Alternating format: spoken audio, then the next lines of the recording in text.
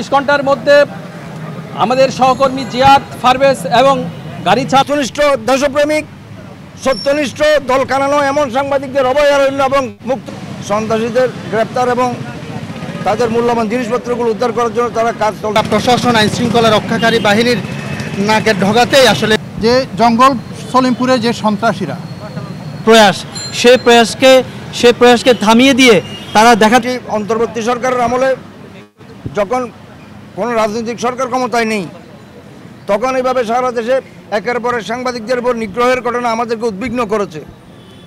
আমরা মনে করি বাংলাদেশের সাংবাদিক সমাজ কারো দয়া এবং অনুগ্রহে তাদের পেশা চর্চা করে না। বাংলাদেশের সাংবাদিক সমাজ কারো দলদাস এবং কৃতদাস নয়।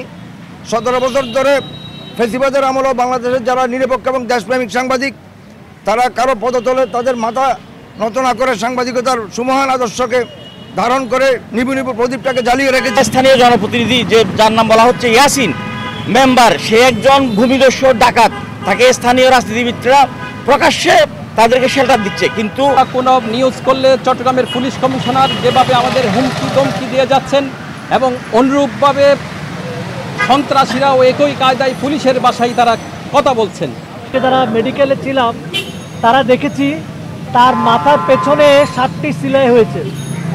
এমনভাবে তাকে মেরেছে যে তাকে মেরে ফেলাই ছিল আসলে তাদের উদ্দেশ্য। আমরা বলতে চাই না এই জঙ্গল সলিমপুরের এই সন্ত্রাসীদেরকে পুলিশ প্রশাসন প্রশ্রয় দেয়, একথা আমরা বলতে চাই না। কিন্তু আমরা আমাদের 3 সহকর্মীর উপর যে হামলা হয়েছে, এই হামলা আসলে আমাদের সব সাংবাদিকের উপর হয়েছে। র্যাবের ক্রসফায়ারে সে নিহত হয়েছে সন্ত্রাসী আক্কাস।